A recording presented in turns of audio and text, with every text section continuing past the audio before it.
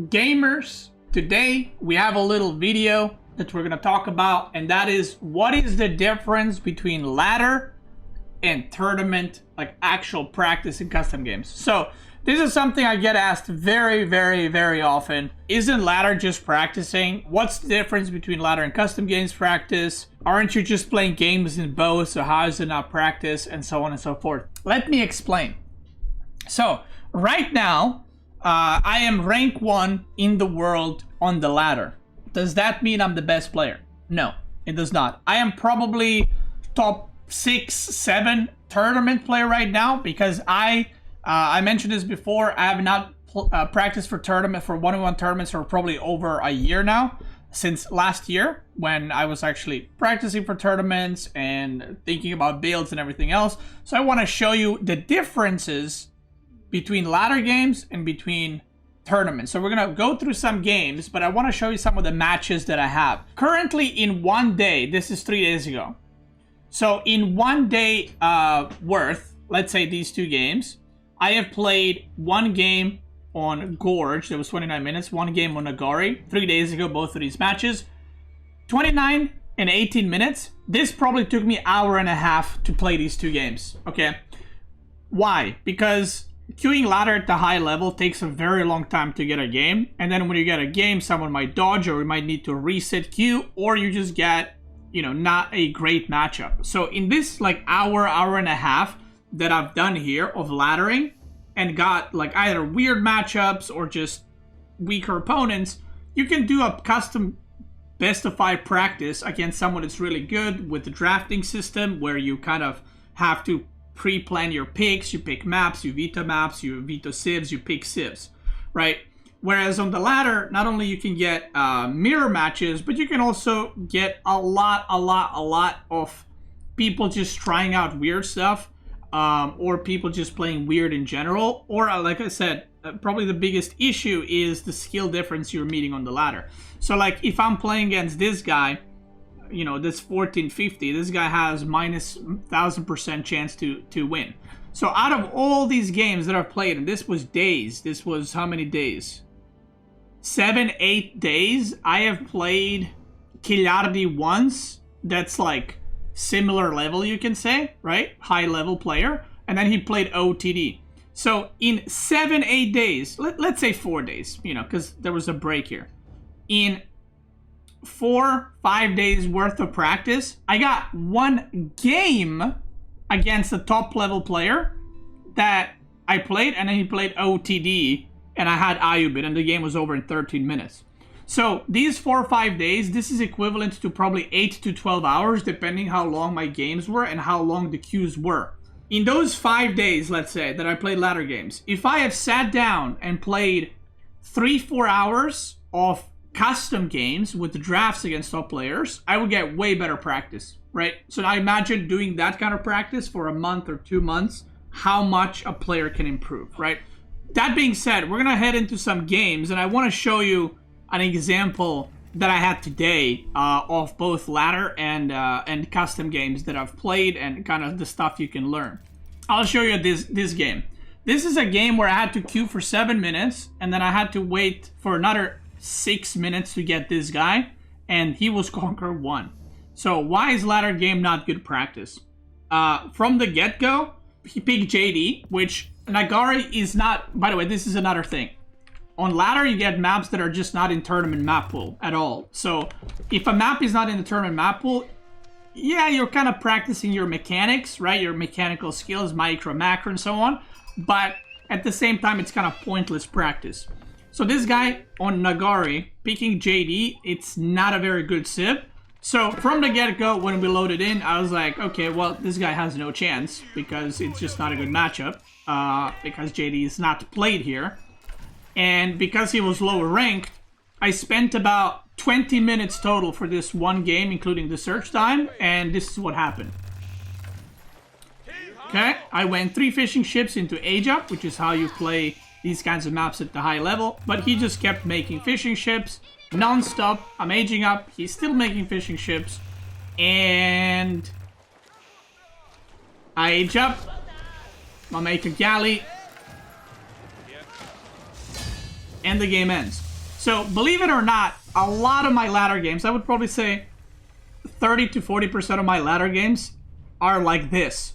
Now, some of them might be 10 minutes, some of them might be 15 minutes, but literally from like very early in the game, I can see that the game is a waste of time. Like, I'm not learning anything here, and I'm not gonna find something new or figure something new out. It's just a waste of time. So I would say 30 to 50% of the ladder game, actually probably even more. I would probably say 50 to 70% of ladder games is just complete waste of time. And then you have about 20% of the games where it's like, okay, you got like a good matchup, like you got like a Dry Arabia, and it's, you know, something that you might actually face in tournaments, something like a Delhi versus French or Delhi versus English, Delhi versus whatever, right? So it's like, okay, we got a matchup that we can work with, but then the player is not mechanically good, so it still ends up being very one-sided. And then I would say 5 to 10% maximum of all the ladder games that I play, I will play against a good player on a tournament map in a matchup that makes sense, right? Where the other guy is not like trolling or trying something weird. So in order for me to play 10 games, and I need to really emphasize this, in order for me to queue up and play 10 games, I probably need between 6 and 8 hours. And in those 6 and 8 hours, I'm probably waiting about 2 hours in queue, and then I get one game, and hopefully that game is good, right? So comparatively, I want to show you, I have played some custom games versus Sassy because I've been trying China today. I wanted to figure something out. So I have played 19-minute game, 19-minute game, 7-minute, 20-minute, right? So let's say hour and 20 minutes tops. In hour and 20 minutes, we played 4 games where it wasn't just playing games. I was trying out certain things and trying to understand this new Chinese meta that's happening a little bit better. And genuinely, in these 4 games, in an hour, okay, let's say and a half, I learned more than over 10 days of ladder. Because you're working towards something, you're trying to figure out something. I want to show you this game specifically, because I think these 2 last games had the most impact. How you can like try to practice something. It's called targeted practice, where you're trying to either practice a build and you're trying to improve upon it every game and seeing what's going wrong and what you can improve. If someone asks, well, why can't you just do that on ladder? Well, because ladder, first of all, my opponent will be completely different, right? From game to game. My opponent's skill will be different. My opponent's civilization will be different. My opponent's understanding of the game is going to be different.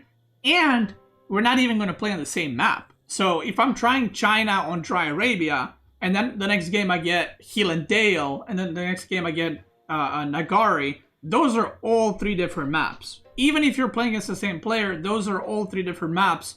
And what I'm trying to do, I will not really learn as much because there are different situations. And, you know, for example, going Pro Scouts on Hill and Dale is a lot worse than going Pro Scouts here. You cannot have consistent practice on ladder. What you can get on ladder is if you meet good players, you can get good mechanical practice, like you're practicing micro, you're practicing macro, or you're just practicing a build, but you're going to practice it once and then next game you might get completely different civ or whatever else. So here I'll show you an example of this game and what has happened, okay? So I've been trying in these 4 custom games that I played with Sassy. I had an idea, or I've seen a lot of players play China recently very differently, so I had an idea of trying something and see how it goes and just trying this new style, which is kind of like, the build order doesn't matter specifically, but it's like Pro Scouts China into 1TC playing, okay? So this is what happens. Everything starts fine. You know, this part is easy kind of thing. And this is a very good example of what 1 game difference can make in a custom game practice. How much you can learn and how much you can improve if you do targeted practice. So here I'm aging up. Now, I wasn't sure if with this build, this is a no IO build, no Imperial official build. You make it from Imperial Academy. So I wasn't sure if I can manage to get Barbican in time, or I would need a spearman. So what I said is, okay, let's try without it. Let's try just to get Barbican without any spearman. So here we go. Boom, boom, boom. I'm doing it, and I'm trying to get it, and already at this point, I'm kind of like, this is not gonna work, because the knight is already coming. Now, I still decide to go for it. Actually, I go for barracks, which is already, the build is screwed up. So he goes around, and I'm like, okay, let's try to just make a Barbican YOLO, budget. He arrives with the second knight, and already this game is screwed. Now, if this was a ladder game, I would probably stay in and try to play this game onwards because, you know, you want to win and you don't want to lose points and shit, right? But this game, for me, from practice point of view, is already doomed, right? Like, this is already over. Because if I ever play again, I'm never going to be in this situation again because now I understand, okay, this doesn't work, I need a different approach. So what ends up happening is I'm trying to kind of salvage it a little bit, but I have a lot of idle time, and I just call it. I said, okay, GG. And I asked Sassy, hey, can we do the same matchup again? And he said, sure. So we did the same matchup again. Now, watch what happened in that game. This was the game right after. With me just understanding, okay, I cannot go in naked Barbican there. I have to go for Spearman first. You can drop Barbican first, but you actually need to drop Imperial Academy first because of your economy. You need Imperial Official. That's, in my opinion, probably a worse way to go about it, but you can do it because Imperial Official is very important for your eco. So here we go again. Now, another thing that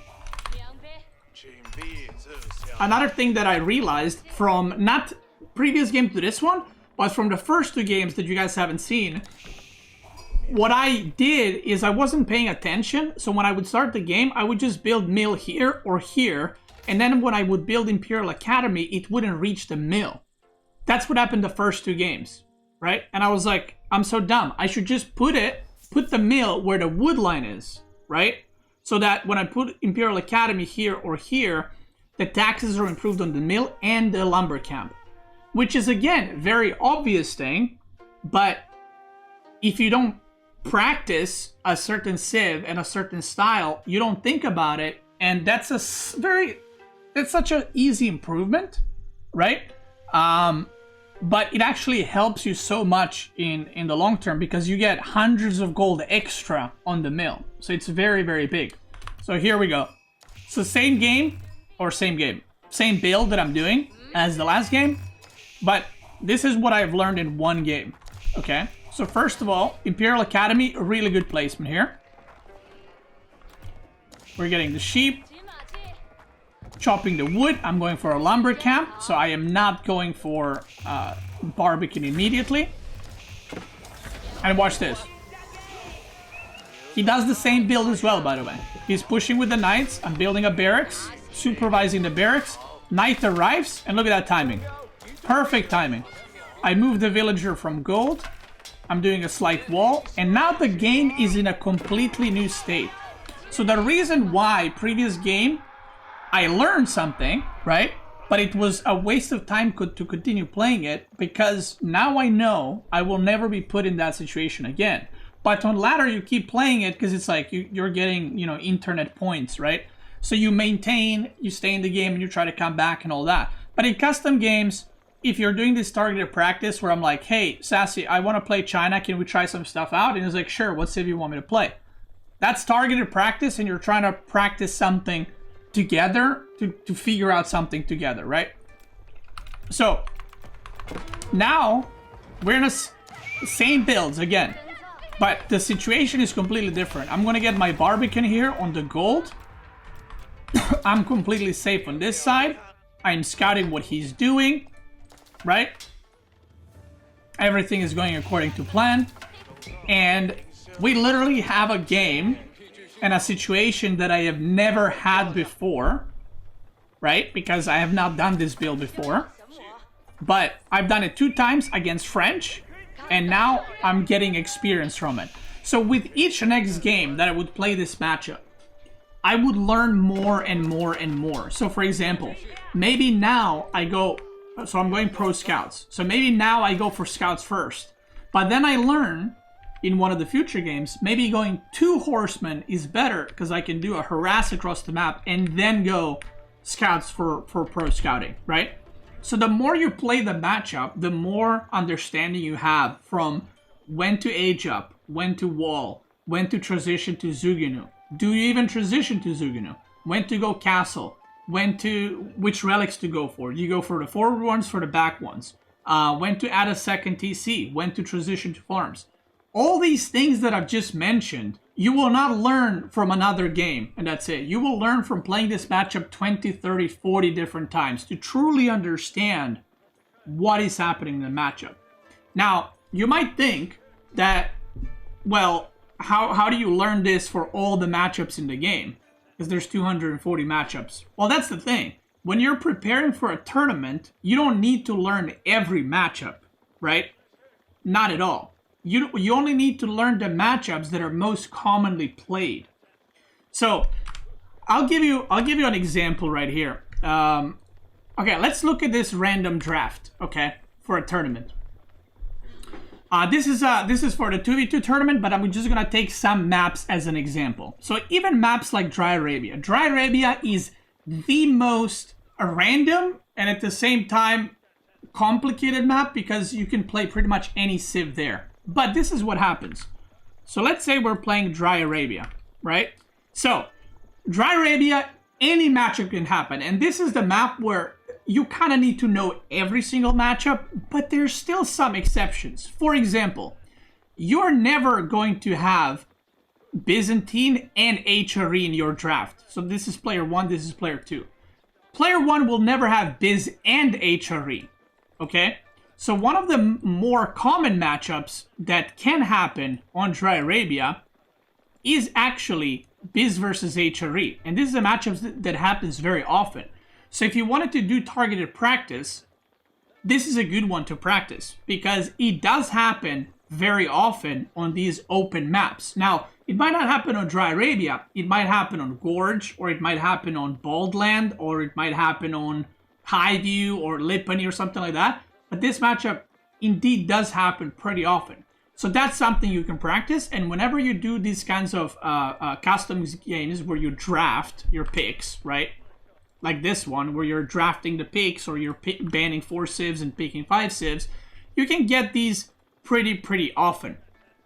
So another one that you could potentially get, civilizations that are played quite often, can be Ayubid, Malian, it can be English, HRE, it can be Rus, but perhaps you're not going to see, you know, if there's water maps, maybe you're not going to see Jushi Legacy, you're not going to see China on these maps, so you can kind of exclude some matchups. Now, this is Dry Arabia, where it's like a very common map. Now, let's take Archipelago, which is a water map, and it's one of the, in a way, easiest maps to practice for.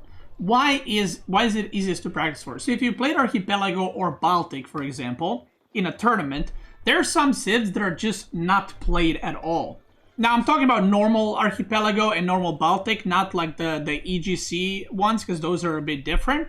But the civs that are generally not played at all on these kinds of maps, most of the time, okay, about 90% of the games that you're going to have in a tournament, in a one-on-one tournament, or in the practice, will be these 4 civilizations.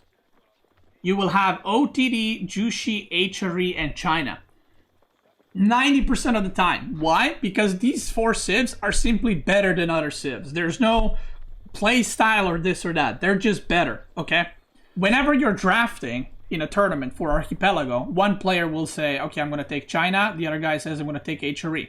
And now both of these civs will not even perhaps be picked. Or if they're picked, they will not be used on Archipelago because you already have your civs.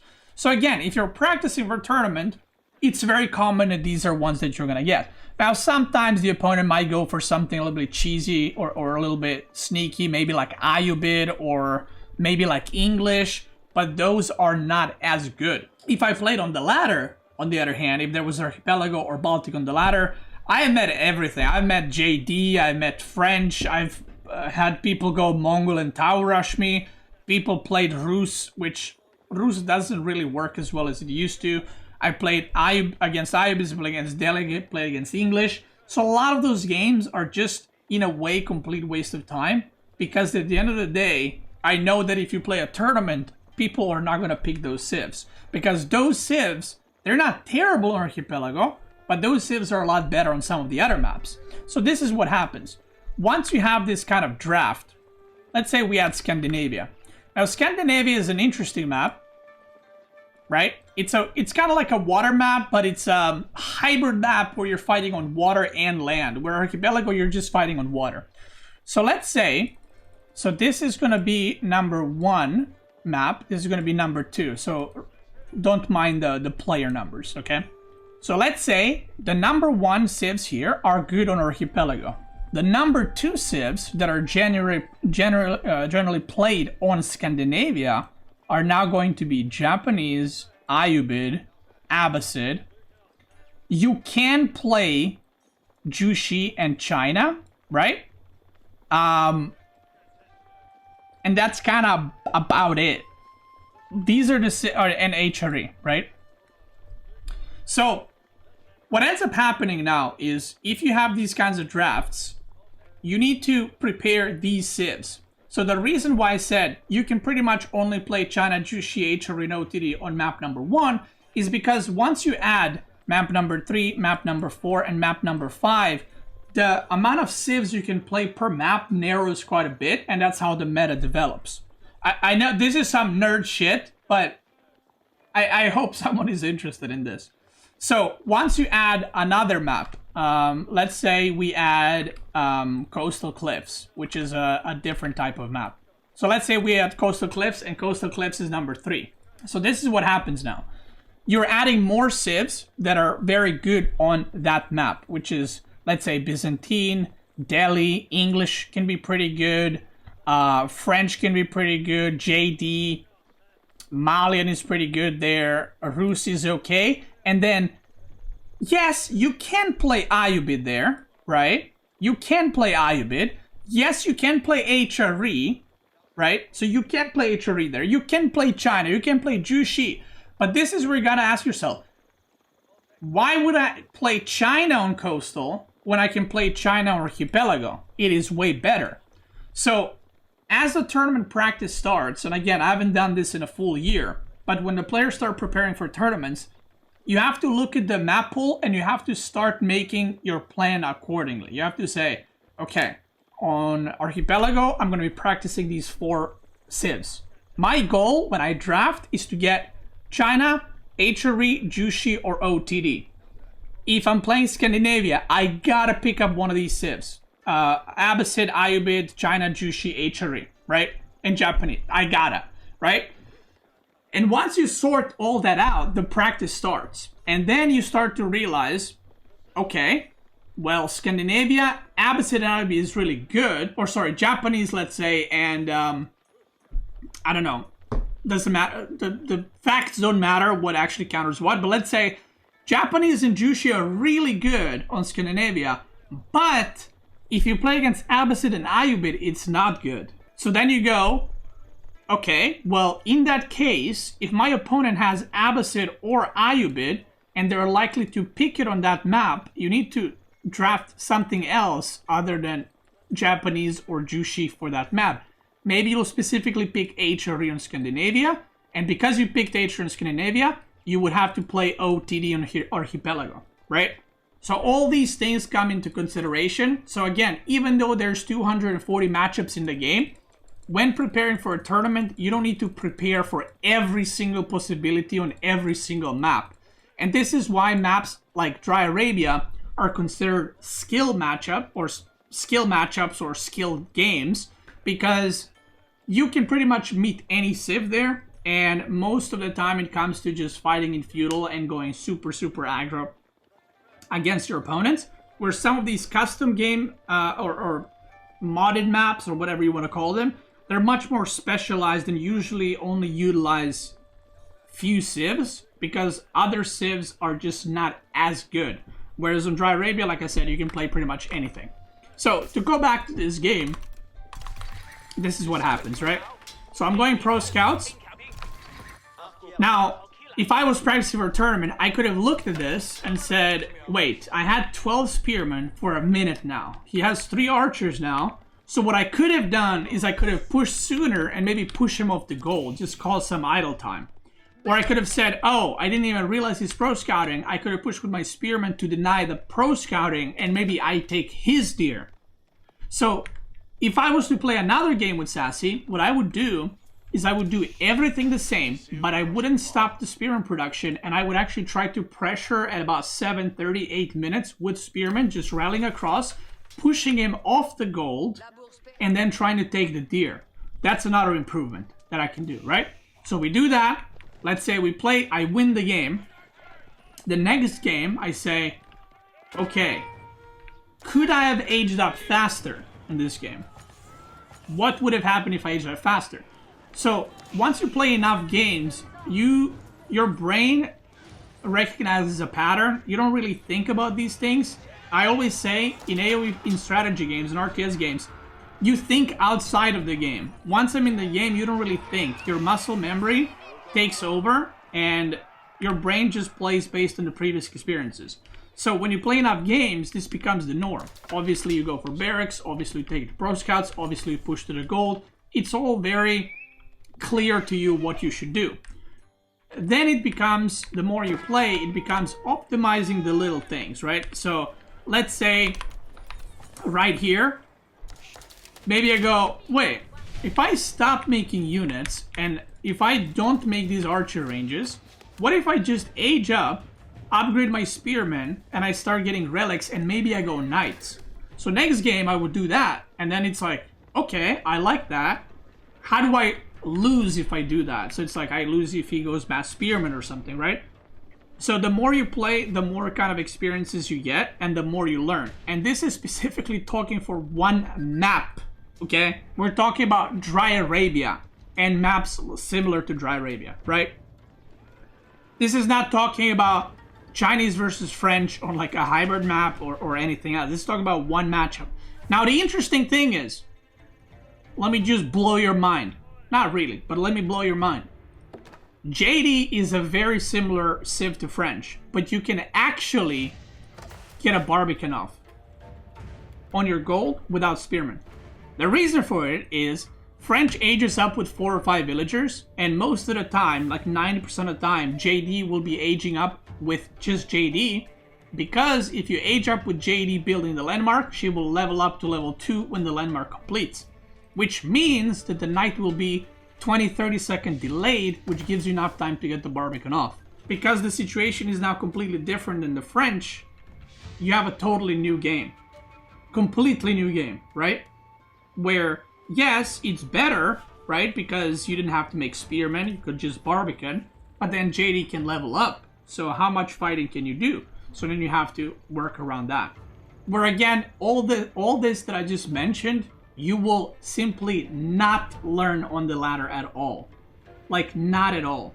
If I am playing Baltic on the ladder, let's say, I will learn how to fight on water. I can test builds for water, but the matchups I'm going to get are pretty much never going to be the tournament ones, because the chances of us getting the good matchups and not people just trying out stuff or playing certain civs just for fun or whatever are very, very low.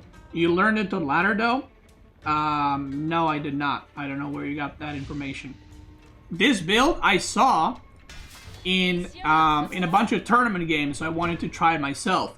And the funny thing is, the reason why I went custom games, and by the way, I go on to win this game, and it ends up being pretty one-sided from here on out, right? Now let me show you why I actually went to play custom games. If you look at my match history, I came in today and I said, I want to play China, and I want to try to pro scout stuff. First game, I got Nagari, okay?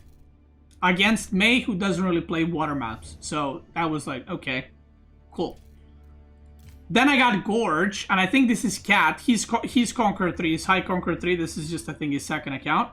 We played Jushi versus China, which was a weird one. But again, In tournaments, there's usually a water map. So even though I am trying China on land maps, China is usually played on water maps and Jushi. So this matchup is very unlikely to happen in a tournament on a land map. Like very, very, very unlikely. So while this game was good, it wasn't really, I didn't really learn anything here, okay?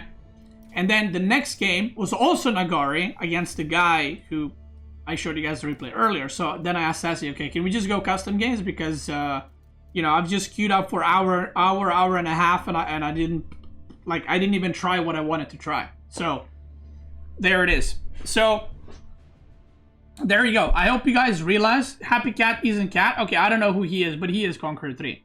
Either way, I hope you guys understand a little bit more the difference between ladder and tournaments. And this is why I always say, being high ranked on ladder doesn't mean you're the best player. Ladder is ladder, tournament is tournament, right? They're completely two different things. Ladder, you can get lucky matchups, you can get this or that or whatever. Tournaments, completely different maps. Draft system exists on ladder, there's no draft system. The players are a lot more crisp in tournaments. On ladder, people often try stuff. Whereas in tournaments, you know, people have an idea, like, I'm doing that, I know this matchup, I know what I'm going to do, and you're going for it. Whereas on ladder, I mean, one of the game, this game actually, the Gorge game, I did a Barbican rush. You know, so, because I was like, you know, it's Jushi versus China, who cares, right? So, there it is. There it is. I hope you guys found this, I don't know if I would say entertaining, but I hope you found it informative a little bit. Because like I said, I've been getting this question a billion, trillion times a day. When I say I haven't been practicing for a year, people always tell me, what do you mean? You've been playing ladder every day. And, well, there you go. I hope that clears it up at least a little bit. If you're watching this on YouTube, thank you so much for watching. I appreciate ya. Check me out on Twitch. I'm probably live right now, waiting for the ladder queue. And if you're watching on Twitch, let's keep going, brothers.